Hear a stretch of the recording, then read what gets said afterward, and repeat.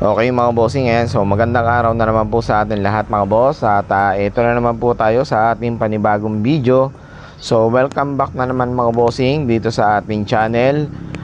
For today's video natin, itong tuturo at i-share ko sa inyo mga boss ay tungkol dito sa unit na dumating dito sa atin. So itong issue at problema na to po pwedeng mangyari sa kahit anong unit. So anong nangyari kasi dito sa motor ni boss, so tulak-tulak ito ni boss, napakalayo na kanya pinagtulak dahil lang sa issue at problema ng kanyang unit na to. So ang problema, umaandar siya. Ayan. So kung makita nyo, umaandar. Ang problema, namamatay. Okay. So i-start mo siya. Then kapag ginagamitan mo ng revolution, iniikot mo yung kanyang throttle, namamatay. So ayaw siya magtuloy-tuloy at ayaw din niyang humagot. Okay. So parang ganito mga boss. Ayan. Okay. So kapag nire-rev, ayun, namamatay. Start mo, start, kaso ang problema, ayaw niya magtuloy-tuloy. So yan yung issue at problema ng unit ni bossing. So itong kaya ituturo ko sa inyo mga bossing, gaya ng nangyari kay customer namin na to. So kung sakaling alam nyo yung po pwede nyong gawin at po pwede nyong maging first step para magawa yung inyong unit. So, hindi nyo na kailangan magtulak gaya ng customer natin. So, halos may 1 kilometer din yung pinagtulak niya. May side chat, diba? Ang bigat-bigat. Okay, pero kung sakaling alam mo, yung po pwede mong gawin at alam mo yung tools na gagamitin mo. So, possible, hindi mo na kailangan magtulak. Kasi, nakakapagod magtulak, diba? Okay, so kaya ituturo at share ko sa inyo. Tips and awareness na lang din po para sa ating mga kapwa, mga nakamotor. Ayan. So anong nangyari kasi, unang nangyari dito sa unit na to mga boss, inabot to ng ulan. Okay? So sa bagyong Aghon, ayan, nababad talaga siya sa saulanan. At ito yung issue, ang problema mga bossing, kita nyo man. So nagkaroon ng tubig mga bossing ha, ayan. So kapag mag-check kayo ng tangke ng inyong motor, dyan nyo i-check mga bossing sa reserve. Okay? So wag nyo i-check yung daloy ng gasolina. Kung may tubig ang gasolina, huwag nyo i-check kapag naka-on nyo, nakababa. Kailangan mag-check kayo ng inyong tangke kung para malaman nyo kung may tubig ang tangke nyo, ay doon kayo mag-check sa reserve. Okay? At dito naman mga bossing sa ating drain plug ng ating karburador. Ayan. So ang drain plug po ng karburador mga bossing, syempre lagi po yung nasa ilalim. So kalimitan na gamit natin na tools dyan is flat screw lang. Okay, flat screw, bibihira naman yung Phillips screw, laging flat screw lang yan. So, advice ko sa inyo na lagi kayong magdala ng spark plug. Okay, so yun yung mga tools, mga pyesa na po pwede nyong i-stay sa inyong mga toolbox, sa inyong mga U-box. In case na mangyari po pwede nyo maging first aid sa inyong mga motor mga bossing. Okay, so gaya ng unit na to mga bossing, gagawin lang natin dito is patatagasin natin yung laman ng kanyang karburador at i-reserve natin at palalabasin lang natin yung gasolina.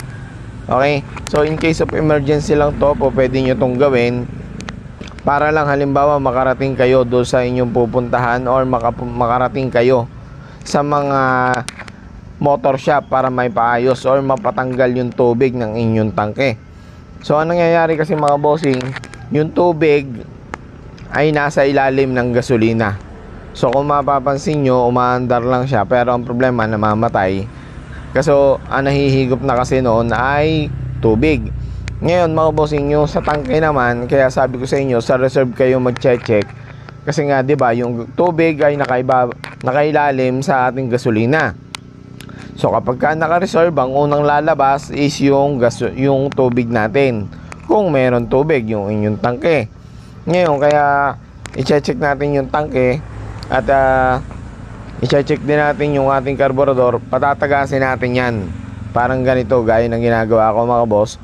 Inopen ko yung kanyang drain plug, then binuksan ko yung kanyang tangke sa reserve at pinadaloy ko yung gasolina hanggang siya ay tumulo ng tumulo, hanggang makita yung gasolina na yung tumutulo. Okay, so ang issue at problema lang kasi nito mga bossing ay nagkatubig ang kanyang tangke. Ayan. So ito, check natin kung aayos na ang motor ni boss, kung i-start na siya ng ayos. Ano?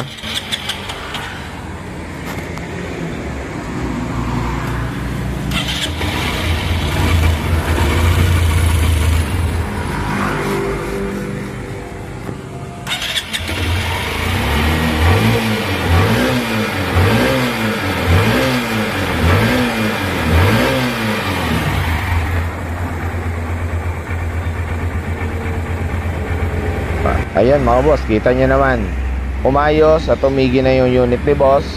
Ang wala tayong ginawa dyan, kundi dinrain lang natin yung kanyang tangke at saka yung kanyang karburador. So natanggal kasi yung tubig at purong gasolina na yung nahihigop. Kaso sa issue at problema ng unit na to, pinapasok ng tubig yung kanyang tangke. So ang gagawin natin mga bossing, i-drain natin lahat yung laman ng kanyang tangke. At ito, papakita ko sa inyo yung kanyang gasolina. Hilaw na hilaw ang kanyang gasolina. So hindi siya pulang-pula na premium yung kanyang gasolina. So pagka ganyan ang kulay ng gasolina kapag premium, ibig sabihin may kasama po yan tubig. So ang gagawin natin dito mga boss, dahil nandito na lang din siya sa ating shop, so sisiguraduhin na natin na hindi uli siya magkakaroon ng problema pagdating kung saan man siya makarating. Kasi pagka ganyan, yung tinuturo ko sa inyo mga bossing na pagdi-drain, yan po ay ano lang, first aid nyo lang. Kung halimbawa po pwede nyo magawa, wala kayong mapagpagawan, para lang makarating kayo sa inyong paggawaan or sa inyong bahay para ma-drain ng inyong tangke at mapalitan ng gasolina. So yun yung isa sa po pwede nyo magawa kaysa magtutulak po kayo.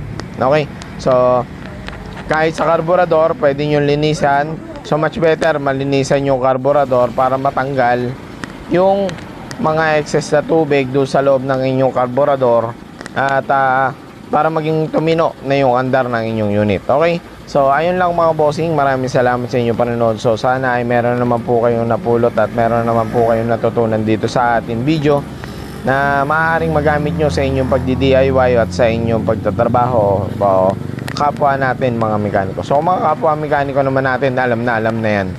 So para lang sa inyong mga nanonood na meron mga motor na gusto mag-DIY or in case mangyari sa inyo ito na malayo kayo sa mga shop, ayan, yan yung isa sa po pwede nyong gawin. Okay mga bossing, maraming salamat sa inyo lahat. So till next video po natin, kita-kits po ulit tayo. Huwag nyo po sana kalimutan mag-like at subscribe dito sa ating channel para masuportahan po itong ating channel. Yan lang mga bossing, God bless, ride safe po sa atin lahat and God bless mga boss.